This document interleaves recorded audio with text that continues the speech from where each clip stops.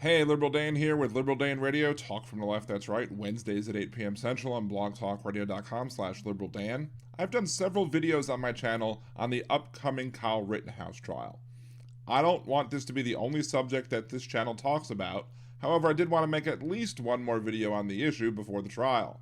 Now, this video happens to look long because at the end, I provide the full video of the hearing over this particular subject as to whether or not a particular piece of evidence should be allowed to be included at trial. Now, spoiler alert, the judge currently has not allowed it yet and is leaning towards not allowing it, so there you go. But there is a video that shows Kyle Rittenhouse sitting outside of a CVS. He assumes that people are behaving badly, and this is what he says. It looks like one of them has a weapon. She hung up.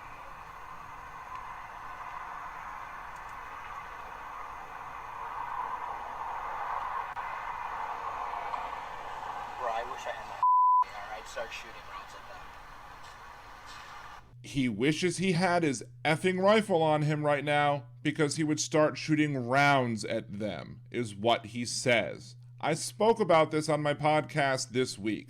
Before I even heard the prosecution's argument over why it should be allowed, I argued that it shows his state of mind, his understanding or lack of understanding of what force levels are appropriate, and his regard or lack of regard for human life. If he had his gun, he'd have shot. But he didn't, and after the video he apparently called 911. The defense tries to claim that because he called 911 and didn't take any action in this particular case, that it's not admissible, and the judge seems to agree. But this is lunacy to me. Here you have the defendant clearly saying that if he had a gun right then and there, that he would not just simply walk around to defend the CVS armed with that rifle. If he had that rifle, he says he would fire rounds at those people. The judge still has an opportunity to accept it into evidence if the prosecution can make a better argument. If you choose to listen to all of the oral arguments that were made by the prosecution and defense that I'm providing after the video, you will see that the prosecution, Binger specifically, does not make a convincing argument for the inclusion of the video into evidence because he stumbles over the words to make that convincing argument for allowing the video.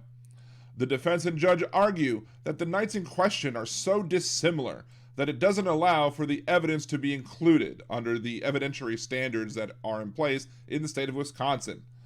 If that's true under Wisconsin law or judicial precedent in the state of Wisconsin, then the law or the judicial precedent is absurd because here you have clear evidence to his state of mind, his opinion of what should happen to people who he feels are violating others' property rights, and how he clearly does not understand force escalation techniques, how he's not trained in them, or what have you. So what do you think?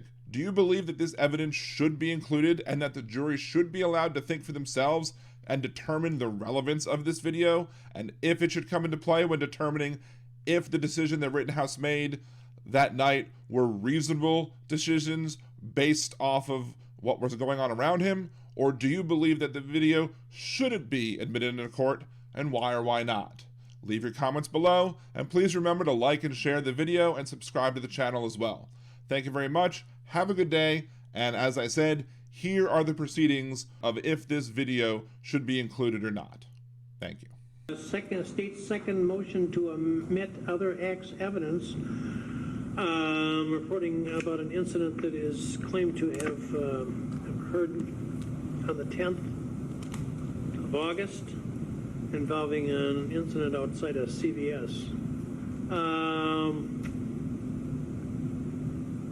Your Honor, there's no dispute the incident occurred. The defense motion has acknowledged that the defendant was there, that it's his words, that he essentially made a statement that he wished he had the same rifle that was used in this incident to kill two people so he could shoot individuals coming out of the CVS pharmacy. This is 15 days prior to the August 25th incident, so it's very close in time. And it again goes to the issues we talked about earlier. This is a continuing motivation here. The defendant is irresponsibly using his firearm, or threatening to use it, I should say, talking about using it to shoot individuals who he believes are ostensibly committing a shoplifting offense from CVS in Chicago. He has no ties to the business. He has no role to play there whatsoever, but yet he wants to launch himself into the middle of it with this same gun. And it's similar to what we have on August 25th, Your Honor, where the defendant is in our community with that same gun and using it in a manner that I think is legally unjustified. So this goes exactly to his state of mind in terms of his understanding of use of force, his understanding of self-defense. Self-defense of property by use of deadly force is not allowed, and that's very clear. So this is a completely unjustified use of a weapon. It's the exact same weapon that we're talking about here. So for all those reasons, Your Honor, I believe that this is admissible. Other acts evidence, I think it goes to his state of mind, and I think that's the crucial issue in this case. Thank you. Mr. Shropsy? Judge, Mr. Binger describes it as an unjustified use of a weapon and a threat. I would submit to you neither one of those things are actually true. I don't know if you've seen the video or not. However, I have. Okay. So it is a video of him sitting in a vehicle, having a conversation with, I believe, Dominic Black. The state in their other acts motion says the three things that I think you need to think about, which I believe to be are untrue, which is the state says we would like this admitted for the following reason. The defendant's understanding of the proper use of his AR and of deadly force is crucial to this case. The video demonstrates that the defendant was eager to use deadly force in an unlawful situation. The video demonstrates the defendant fervently sought to insert himself as an armed vigilante into situations that had nothing to do with him. Finally, and perhaps most importantly, the video proves the defendant was ready and willing to use deadly force in situations where it was completely unjustified. That video doesn't show any of that. He didn't have a weapon. He was sitting in a vehicle having a conversation with someone else. He never made contact with those people at CVS. If you watch the video, they don't know, presumably, they don't know he's even there. He doesn't even step from the vehicle to verbally confront them in any way. He doesn't do anything. He doesn't open his window. He doesn't honk the horn. He does nothing but passively sit and watch what's happening. So to say this video demonstrates his willingness to insert himself into these situations, that's untrue. He didn't insert himself. He could have, but he didn't. If you look at the actual situation and you compare it to, and I want you to know this, Judge, there are situations that I think this would be relevant, okay? And it would be admissible. If he had fired a round at someone who was simply damaging property, I think we might be in a different spot. That didn't happen. Joseph Rosenbaum, Gage Grosskreutz, and Anthony Huber were not, as far as I can tell, were not looting anything that night. It is indisputable that Rosenbaum was a rioter. Not debatable. And it is not debatable that Gage Grosskreutz was armed with a Glock pistol in his waistband. That is not debatable either. Does the fact that he made that statement 14 days prior and took no action, didn't have a gun, didn't get out of the car, didn't do anything, does that make it more probable that this wasn't self-defense? I would submit to you the answer is no, because, as I've said to you before, this wasn't him taking pot shots at looters. Mr. Rosenbaum was chasing him. That started the whole thing, right? So when you're looking at it, this is Sullivan to a T. Words The reason, Sullivan, it wasn't admissible is in one instance it was words, and the other instance it was violence. In this instance, it's words on August 10th, and on August 25th, it is not debatable that there's violence. It, as I said, it doesn't go any further to make a determination as to whether or not that was in self-defense. If he was claiming something else, if he was just saying, my gun accidentally fired, or I was shooting at a looter, I would submit to you that I'd be in a different spot than I am right now. But I think based on the information that you have, based on when you're doing the Sullivan analysis, and actually the fact that we're talking about words versus action, and it is a self-defense claim, as opposed to any other type of defense to the charge. When you compare those things together, it is not relevant for purposes of making a determination as to the ultimate issue in the case, and that is the reasonableness of his actions on August 25th. You can do the analysis as you've already done on the probative value and substantial prejudice as that would occur. I certainly would argue, Judge, that words don't equal action, and just to admit it, to say, look, he's a guy that would shoot at someone. That's propensity evidence. That's not what happened here, frankly. It's not close to what happened here. And for those reasons, I would ask the court deny the motion. I want to respond very briefly, Your Honor, because there is an actual action he takes at the CVS incident, and that is he does call 911 using his personal cell phone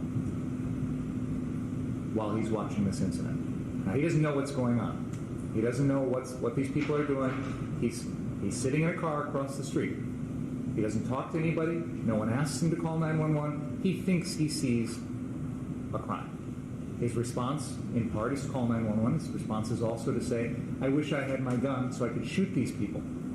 Now, we're lucky he didn't have his gun. But the standard for other acts isn't that we have to present to the court an exact scenario that matches the exact crime that the defendant is being charged with as the other act. That is not the bar here.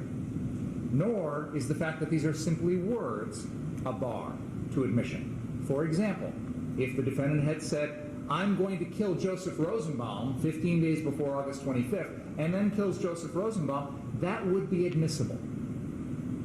So the fact that it's words, the fact that it's not action, does not bar the admissibility of this. The key issue in this case is the defendant's state of mind. What was his intent on the night of August 25th? What did he intend with that gun? How did he interpret the threats that he thought were coming towards him? How did he react to them? Were they reasonable? How do we determine what's reasonable?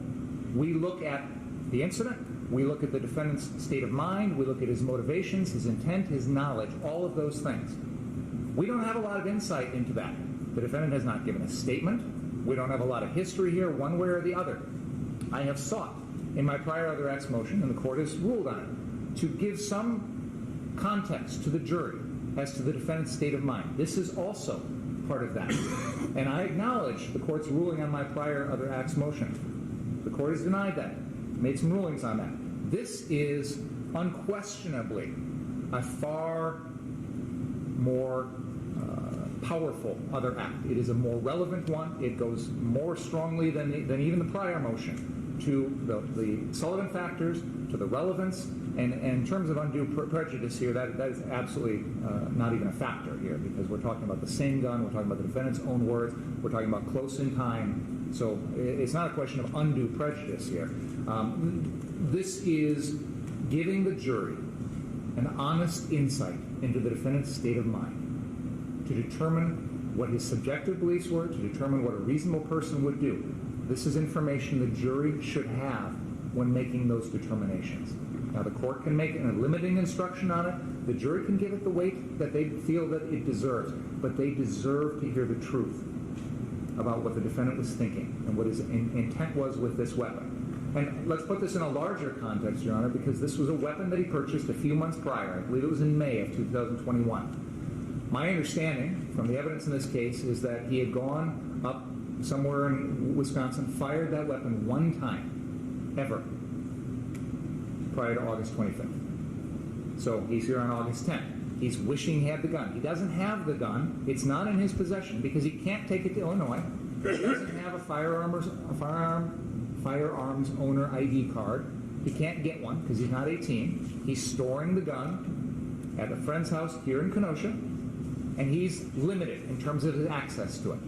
He's shot it one time. He wishes he had it on August 10th because he would have used it if he had it that time to stop what he thought was a crime in progress. And then on August 25th, we know what he did with it. So his relationship with that gun, his desire to use that gun, his inability to access that gun is all crucial here in terms of the context and the state of mind here. So when you put it in that context, it becomes even more relevant evidence. And I think the jury's entitled to hear. Thank you. Thank you. Once again, I think the evidence is too dissimilar. It becomes propensity evidence. The effort, it seems to me, is being made to show that the defendant is a violent vigilante, and he's willing to employ violence, and he's willing to take matters into his own hands. Although certainly I think I heard now for the first time that he called 911. So he didn't take matters into his own hand. He called the proper authorities. That was not an issue on the date that the incident here in Kenosha occurred, because he could have called 911 all he wanted. There was general lawlessness in the community, which was out of control. And so whether he was motivated towards acting as a vigilante in this case, I don't know. That's for the jury to decide, or whether, if they get to that, if it's necessary for them to decide it. But the acts are totally dissimilar, because in the one instance, he's observing what he believes to be a crime being committed. He makes some threatening statements, for sure, and then the one action that he takes is one that is a proper action.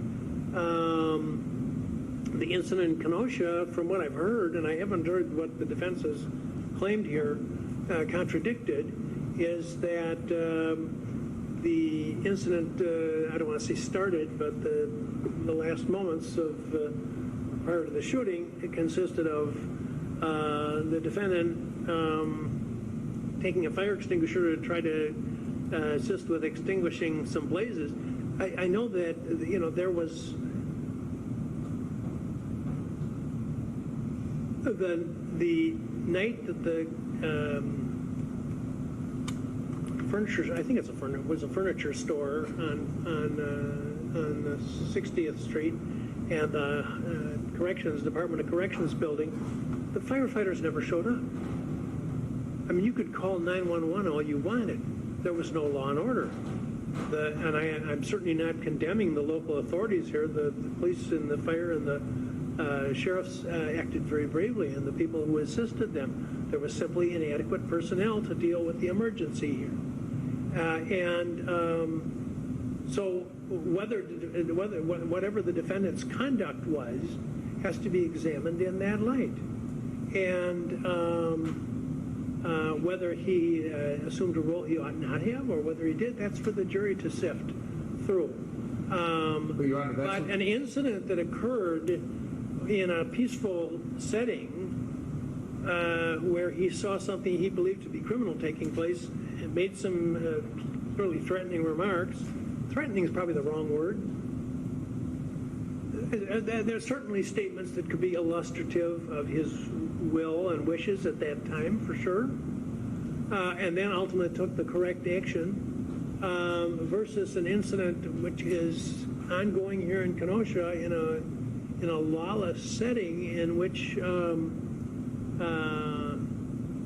he is also engaged in conduct which in and of itself doesn't appear to have been unlawful, for him to be trying to extinguish a blaze. And then what followed after that, and as I say, I haven't heard a contrary side of it. I'll give you one, Your Honor. Well, go ahead. Yeah, because that's maybe I haven't made this clear in my motion, but in both of these situations, the defendant is taking it upon himself, taking the law in his own hands, under circumstances where he doesn't know the full facts. He is making assumptions. On August 10th, he's making an assumption, seeing people coming out of CVS, and he thinks they're robbers. And he's talking about taking the law in his own hands by firing off rounds with his AR-15. This is before he calls 911. So his first instinct is, I'm going to stop this with my gun by killing these people, which is completely unlawful. He's not allowed to shoot and kill. Even police would not be allowed to shoot and kill people coming out of CVS pharmacy, even if they just committed a shoplifting. It is not allowed. You tell me exactly what he said, because I don't remember the statement. He said, that he was going to bro, I kill wish them. I had my AR, I'd start shooting rounds at them. Okay, So go he is ahead. clearly Okay, go ahead. to shoot at these individuals with an imperfect understanding, an assumption. He has no actual knowledge of what's going on. He makes an assumption. Now, on the night of August 25th, I believe the evidence at this trial will be slightly different than what you've heard. And I do want to contradict the rendition that has been presented to you by the defense. The defendant that night was ostensibly trying to protect a car source location at 59th and Sheridan Road from people damaging that property. He is among a group of people who have stationed themselves with open firearms, most of them carrying these type of AR-15 rifles openly slung around their shoulders. Many of them are on the ground, some are up on the roof. This is sending a message to anyone, stay away from this property, we are armed, you don't want to mess with us. And they essentially are successful in that assignment. That property is undamaged that evening. There comes a time, though, when the police use armored personnel carriers, Bearcats, and other armored vehicles to push all of the citizens that are out on the streets south of that location. Police established a barrier at 60th and Sheridan, and essentially everyone is moved south of that and can't get back to 59th. So this car source location, they've now successfully protected, and everyone's gone. So there's no one to threaten this building anymore. However, prior to the police establishing that cordon line at 60th, the defendant and another armed individual, part of this group, go down to 63rd and Sheridan, the other car source location, because they hear whoever was supposed to guard that location is no longer there anymore, and we need to go down there and check it out, maybe protect it. So they go down there. And at some point they try and come back, only they can't get back because the cops have blocked off 60th and Sheridan. So now the defendant is trapped on the other side of that line. He's trapped with this other individual. He can't get back to the rest of his group. His job that night is to protect 59th and Sheridan. He can't do that job anymore. So what does he do at that point? Does he go home?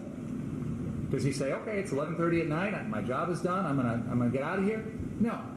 He takes it upon himself to run around in a hostile crowd, a lawless situation, a chaotic situation, with people who have guns, people of varying motivations. He's openly carrying an AR-15 or a Smith & Wesson M&P 15 assault rifle type weapon. He's running around and he's trying to stop people from doing things because he thinks what they're doing is illegal. And maybe it is, maybe it isn't. But at some point during this interaction, he gets into a confrontation with Mr. Rosenbaum and is essentially trying to stop Mr. Rosenbaum from doing what Mr. Rosenbaum's doing. Now, that's not Mr. Rittenhouse's job.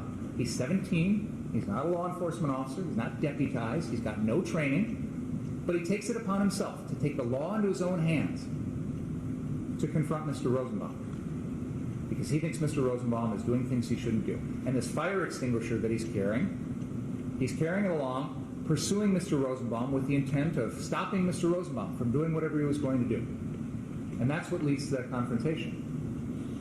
The similarity between August 10th and August 25th is in both situations, the defendant took the law into his own hands, or talked about taking the law into his own hands with the same gun to stop things that he thought were going on, that he didn't think should be going on, and he appointed himself a vigilante, taking the law into his own hands in those circumstances.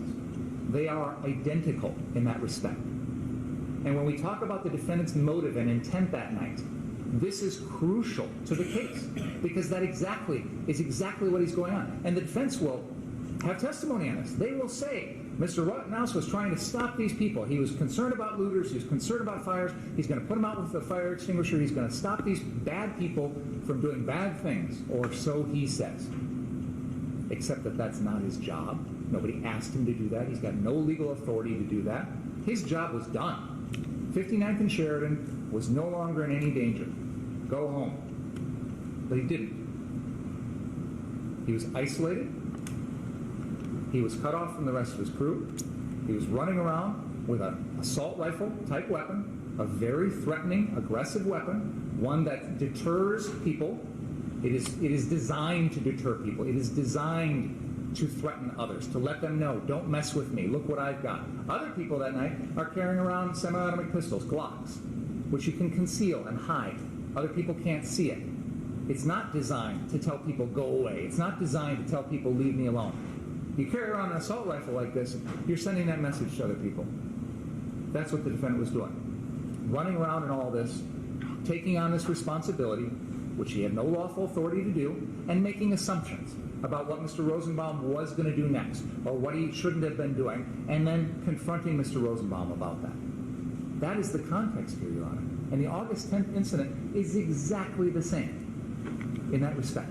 Exactly the same in taking the law into his own hands with the same gun, making assumptions about what other people are doing, and taking responsibility to try and stop people when you are not trained, you're not a law enforcement, you're a teenager. It's not his job. So it's exactly the same fact scenario, Your Honor. And I apologize for not making this clearer in my motion, but I think when you look at it through that perspective, Your Honor, you can see why this goes exactly to motive and intent. Now, you say it's proclivity evidence, it's propensity evidence. It shows a motive and intent to be a vigilante that night and take the law in his own hands and use deadly force to stop people who are committing crimes that no one is allowed to use deadly force to stop. Police officers are not allowed to shoot shoplifters. Police officers are not allowed to shoot people who are about to set a vehicle in a used car lot on fire. You don't get to use deadly force in those circumstances. You don't get to threaten deadly force in those circumstances. So what Mr. Rittenhouse was doing was well beyond what even the police could have done that night. He took it upon himself. And that is unlawful. It is unjustified. That's what we're talking about here. So that's the exact similarity between those, and that's why the state's asking that the court allow the jury to hear this, because it goes to a state of mind. It shows that he is the type of person who will act to take the law into his own hands. The defense will give their side of the story. They will portray the defendant as this altruistic young kid who came here to try and help. The jury can make the decision, but let's give them the full picture here. And they can make a decision with the court's limiting instruction on this other acts issue. The jury can make a decision here as to what the intent and motive of the defendant was, what his subjective beliefs were, and whether or not they were reasonable. But this information is crucial to the jury being able to make that decision. And they deserve to hear it, along with everything else that's going to be submitted by the defense that's going to portray the defendant in a rosy, innocent, altruistic light. Let's have the full picture here. That's all I'm asking. So, Judge, I was unaware that Mr. Rittenhouse actually called the authorities on the August 10th date. And I do think that further supports the idea that that evidence would not be admissible. And the reason I say that is the state's position to you in their written motion now becomes further from reality. When they say the video demonstrates he was eager to use deadly force, not only did he not use it, but as you said, he called the proper authorities. He did what anybody in this room would say you should do if you believe something unlawful is happening. To a T.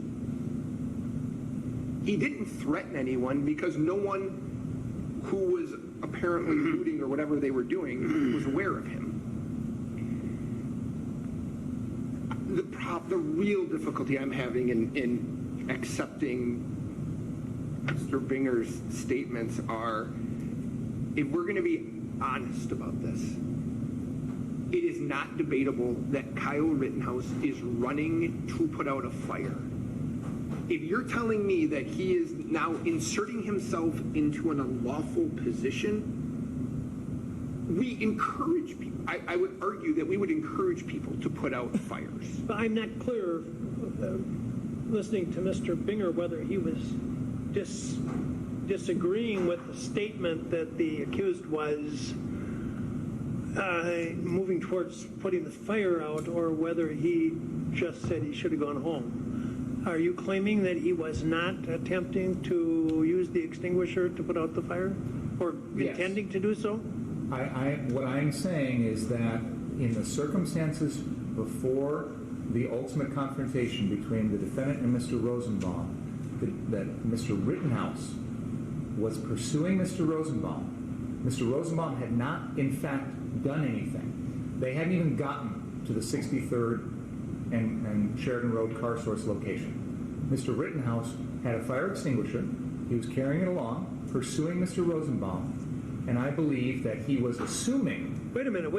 I thought I heard the first version by the defense was that Mr. Rosenbaum was pursuing the accused, and that the accused had the fire extinguisher. What is it? Your Honor, our client leaves from 60th and Sheridan with a fire extinguisher. He runs or trots down Sheridan Road, passing Mr. Rosenbaum. This is all on video. There is no interaction between my client and Mr. Rosenbaum.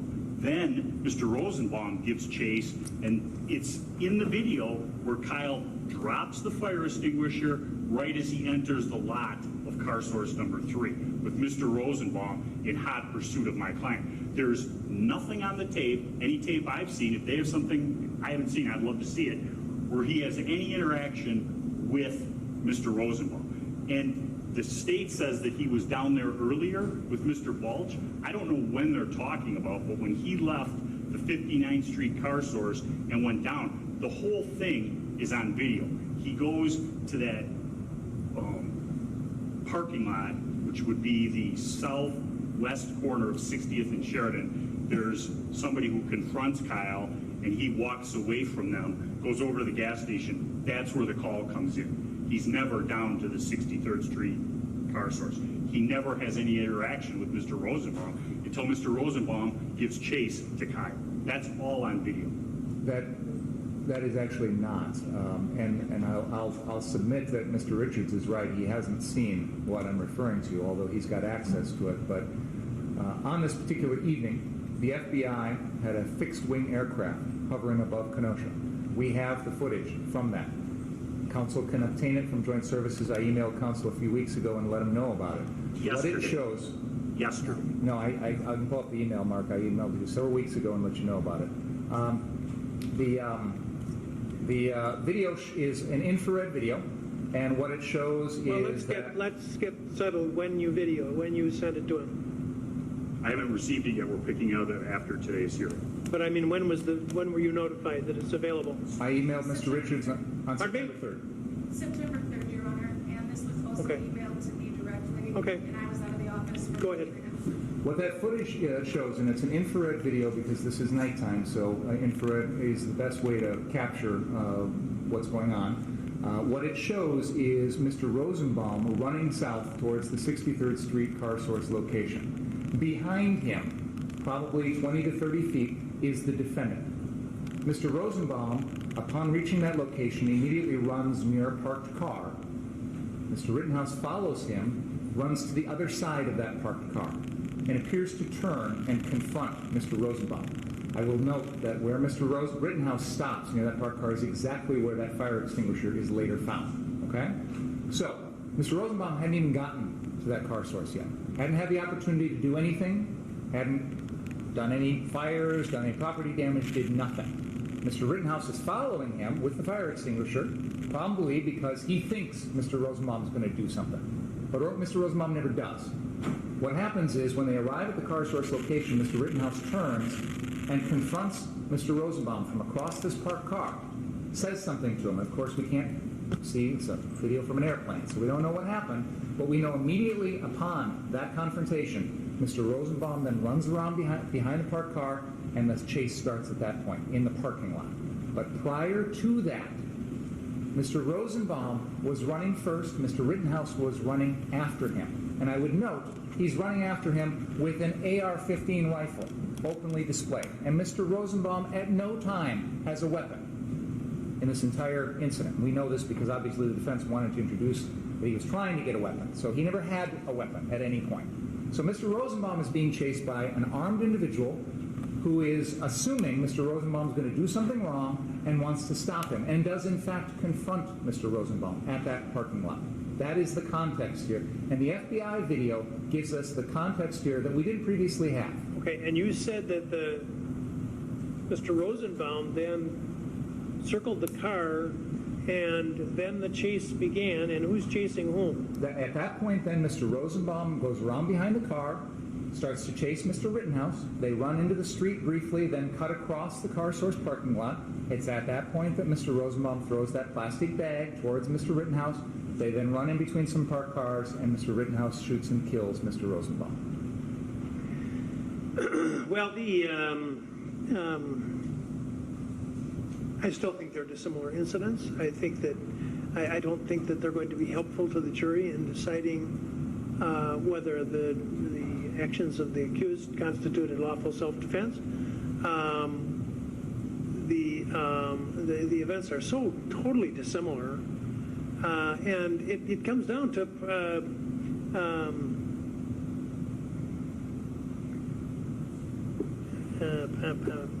proclivity. That's not the word I want. But propensity. Thank you. Propensity evidence to show that he's a violent vigilante, and he's going to act in accordance with what a violent vigilante will do.